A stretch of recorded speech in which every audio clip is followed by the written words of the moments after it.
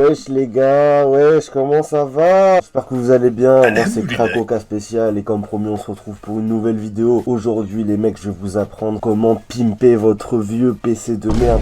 Vous savez, ce PC que vous utilisez parce que vous êtes obligé, parce que vous avez pas une moula, parce que vous êtes pauvre, bande de merde. Mais le grand Krakoka Spécial est là aujourd'hui pour une nouvelle vidéo. Aujourd'hui, je vais vous apprendre comment remettre à jour votre vieux PC de mort, comment lui redonner une vie, comment le rendre fonctionnel. Et pour ça, on va le faire sur mon PC à moi. Donc là, comme vous pouvez le voir, le PC derrière moi, il tourne. Il est en train d'enregistrer ma voix, parce que la voix sur mon téléphone, elle est dégueulasse. L'ordinateur derrière moi a déjà été opéré. La vidéo est déjà tournée. Je suis après le tournage. En tout cas, j'espère que la vidéo va être agréable à regarder. Je sais que ça va l'être parce que je suis l'atomisateur, le destroyer de P6, Krakoka Spécial. On est reparti pour une nouvelle vidéo, donc abonne-toi, mets cette barre de like et on est parti pour cette vidéo, fils de pute.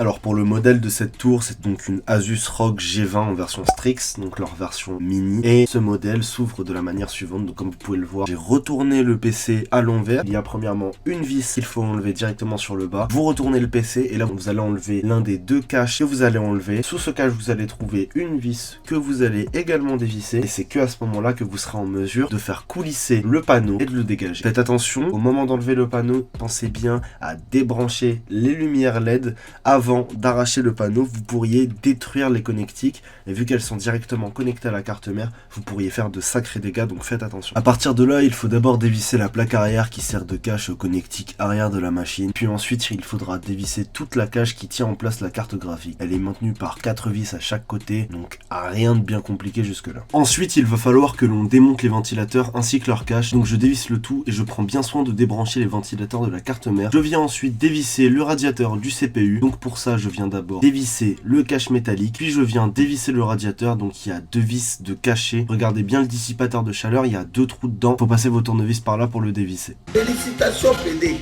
Donc comme vous pouvez le voir, j'ai réussi à démonter cette merde. Ça me fait chier parce que j'ai compris super tard. Du coup le truc il est un peu tordu maintenant, mais vas-y, nique sa mère. On va pouvoir continuer ça. J'ai réfléchi en même temps à ce qu'on allait faire au niveau du boîtier. Donc comme vous pouvez le voir, ces fils de pute de Asus ROG vous mettent des barrettes SODIMM dans des tours PC fixes. Dedans en plus il y avait une barrette de 8 Go. Je sais pas si on la voit bien à la caméra, ouais. Il y avait une barrette de 8 Go en format dual channel, donc conçu pour avoir deux barrettes. Franchement honnêtement, quitte à mettre 8 Go, putain mais mettez 4 x 2 bordel de merde, le truc est conçu pour avoir deux barrettes, vous mettez une barrette de 8. La barrette de 8 Go dégage, va être remplacée par deux barrettes de 8 Go SODIMM Crucial en DDR3, donc 16 Go de RAM en DDR3, ça va donner un petit coup de boost au PC. Subhanallah, la puissance, que la puissance. Il y avait dans le PC du coup un lecteur graveur DVD, j'ai décidé de le remplacer par un adaptateur, donc en gros ça vous pouvez l'acheter pour 10 balles sur Amazon. C'est un adaptateur SATA Slim vers SATA 2.5.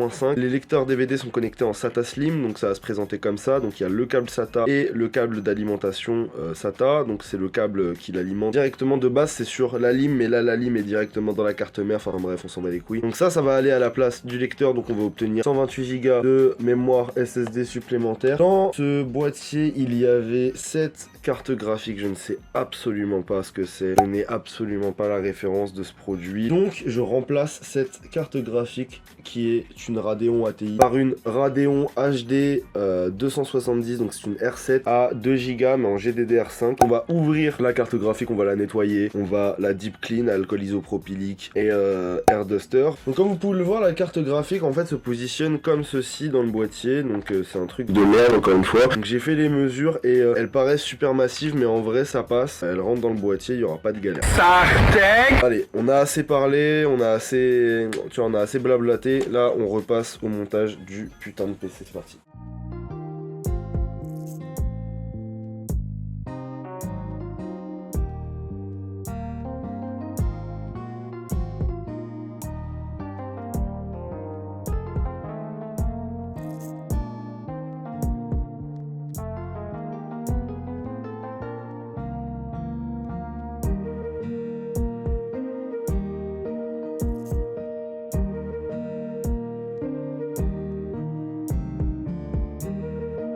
Le radiateur est en place. Maintenant, on va remettre... Ok, bon, comme j'ai pas eu le temps de le cleaner, je vais le faire maintenant. Je sais que ce sera pas un bel angle, mais je m'en vais les couilles. Je vais le mettre de ce côté. Voilà, ils sont déjà sacrément plus clean que quand je les ai sortis. Donc on va pouvoir passer directement.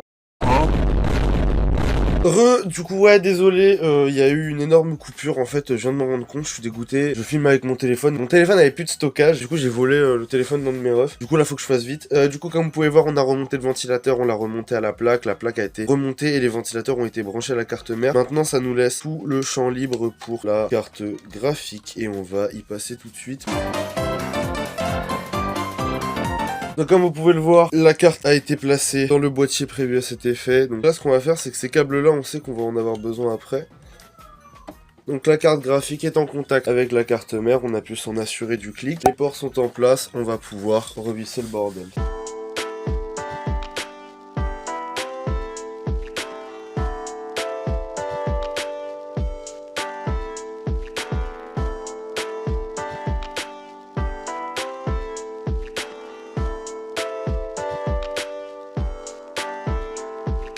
Radio sexe. En fait ça s'est pas du tout bien passé. En fait l'ordi il tourne parfaitement, il n'y a pas de problème, mais il n'y a pas de sortie vidéo. Je soupçonne la carte graphique de pas être compatible avec la carte mère. Ce système d'alimentation a déjà l'air d'être pris en charge par la carte mère.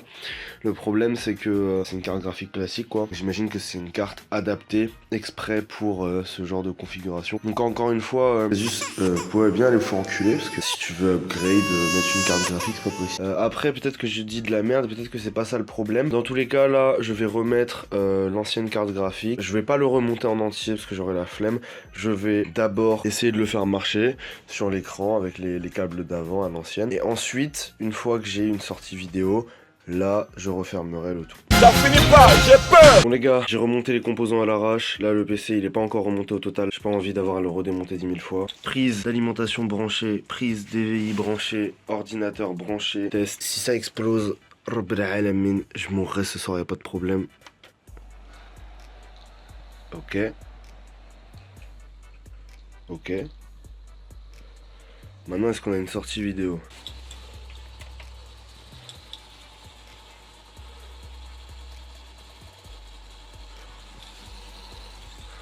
Oh! Oh! Oh my god! Les gars, ça marche. Les gars, ça marche.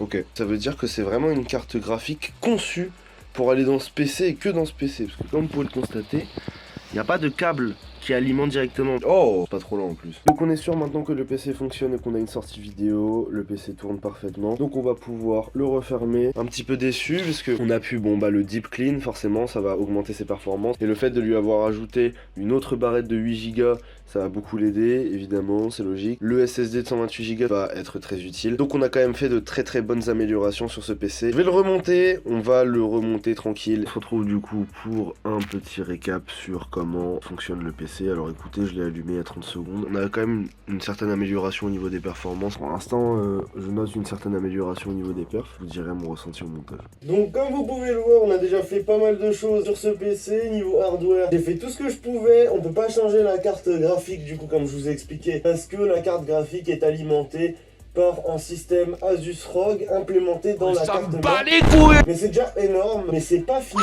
Faut savoir un truc, ce PC il tourne sur Windows 8. Bien vu chef.